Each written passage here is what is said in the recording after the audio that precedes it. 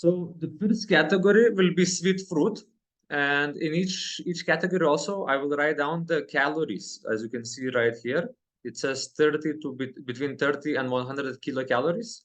Um, in this is the average gonna be it's gonna be the average for basically 100 grams of food of this particular food. So if you take fruits, sweet fruits, they will be between 30 calories at the lower end and 100 calories at the higher end. It's also it can be a bit different, but this is like we're talking about basically that fresh produce. So 30 calories would be like around that would be watermelon. Something in between in this would be mango, and something at the higher end would be like jackfruit or bananas, for example. And these the reason why you see we're talking about these calories as well. It's not about that the calories that is that you try to avoid, but it's about the density of the food. Again, we're talking about the density of the food because that density is part of the how say one of the most important parts that in weight loss actually. Because you see, when we're eating, our stomach also needs to be filled up as well. So if we're eating the foods that are very, very dense, they will not fill up our stomach. But when we're eating these foods that will have that water content, will have that fiber, will have all that nutrition, um, all of those constituents of the food will fill up our stomach, and that will allow us to feel more satisfied as well. So that's what we're also just talking about with Kiki as well, that it is important that we also fill up our stomachs. And the problem with the processed foods is that they don't really have any fiber. They don't or they have very little fiber also. That could be the case also. They don't have almost any nutrition or any nutrition at all, and they simply they get into our body very, very fast. So what is happening at when we're eating those sweet fruits, we're first of all we're getting all that water, right? So like when we're eating watermelon or guava or whichever fruit we're eating, actually every fruit will be at least 70% water. Most of them will be 80% or more water. So bananas will be 73% water, watermelons will be like 90% water, and other fruits grapes will be also like around 88% water. So it is very high in water content, and that water also helps us to stay more full and more satisfied as well. So when we're eating these fruits in their natural state, we'll fill up our stomachs, and we are also satisfy our carbohydrate needs, so our energy needs. So all the energy that we need to get it from somewhere. We cannot be eating things that are the least in the calories and expecting that we'll have energy in our lives.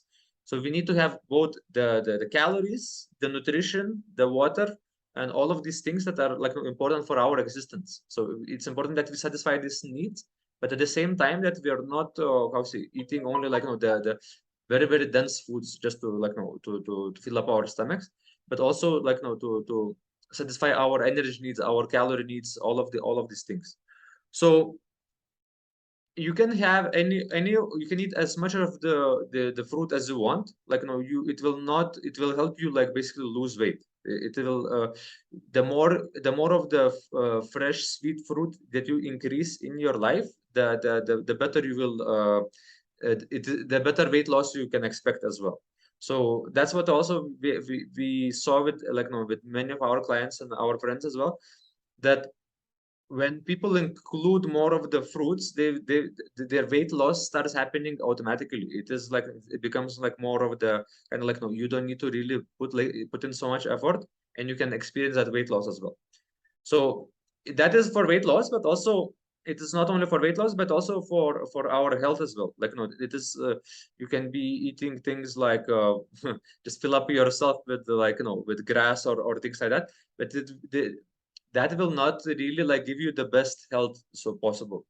So in terms of basically weight loss and also health benefits, the sweet fruit is one of the best also foods that you can have. And it can be any sweet fruit that you like.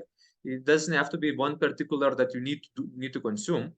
You might be consuming you might never consume apples, and you might hear the saying, "Doctor away, keep apple a day keeps the doctor away." But it is not the case that that if we don't consume apples, that we'll be going to doctor more often. If we're consuming other fruit instead of apple, that is that can we don't necessarily need to consume apples. Some people will go in their entire lives not consuming any apples, and they will be very healthy. But the lack of apples will not make us unhealthy. So we don't need any particular fruit per se. Like grapes are very also beneficial and very health promoting. But if we don't have grapes and we have other fruits instead, it is also we are not gonna be missing out by not having those grapes, for example. So whatever you like, whatever is available around you, that's what you can have. Some people might be living in the northern climates, and they will not be able to get some fruits like jackfruits or mangoes from that area. So no, if you have only apples, pears, grapes, and few fruits like that, that's also that's more than enough basically. So first category is the sweet fruit. Another category is leafy vegetables, leafy green vegetables. It could be, of course, not only green, it can be purple, can be darker colors. There is many different colors as well. And and you can see it is only 10 to 30 calories per 100 grams. So you can imagine if I take a kilo of salad, that can be less than 300 calories in that 1 kilo. So, and that is a lot of food, but at the same time, very few calories. So we can fill ourselves up a lot, and then we will not really, how say, we'll be very satisfied because we'll get lots of water and lots of fibers, and then we'll also not gonna get so many calories at the same time. And your body will be having very hard time really getting how say overweight, for example, or getting fat build up on the body from eating leafy greens. So leafy greens is also wonderful food in the sense that they are very dense in nutrients also. And what people sometimes might not realize, but they're also very high in water. Most of the leafy greens will be around 85-90% water as well. So all the fresh food like this, that when it's not dehydrated or changed in any way, the way it grows in nature, it will be very high in water, very high in nutrition.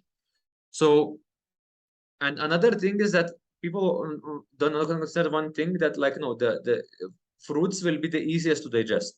Leafy green vegetables will be harder to digest compared to fruits. So we cannot really expect to be eating only leafy greens. We cannot be eating only lettuce, even though let's say lettuce would be the easiest to digest from all the other leafy greens compared to, let's say, cabbage. Cabbage will be much more harder to digest compared to lettuce. So if we eat a lot of lettuce, let's say we decide to go only on lettuce diet, we might lose a lot of weight for some time, but eventually what will happen that we will not be able to satisfy our energy needs. We'll not be able to eat enough to get enough calories, also to get enough energy. So it's not about eating too too little calories. It's about eating enough, but also satisfying our nutritional needs. So if you need more in your journey, if you need at that time more different minerals like calcium, magnesium, potassium. Potassium actually you get more from the fruits, but calcium, magnesium, for example, you will get a lot from leafy greens. Leafy greens will be the highest for magnesium and calcium, for example. So if you want to increase on these kind of nutrients, leafy greens is one of the best choices, and you can eat them fresh like that. You can either make a salad, for example, or you can mix it into your smoothies, or you can make juices as well. So you can mix these things and add greens into your with your fruits as well. Another way that you can also include more leafy green vegetables is eating them with your cooked meals as well. So that will also reduce the amount of cooked food you're eating and increase on the raw food that you're eating. And that will also allow you to have more of the food on your plate by actually reducing the calories. And also what people don't realize on the side right here, you can see, I made also I put these carrots, beetroots, and at the bottom here there is radish. And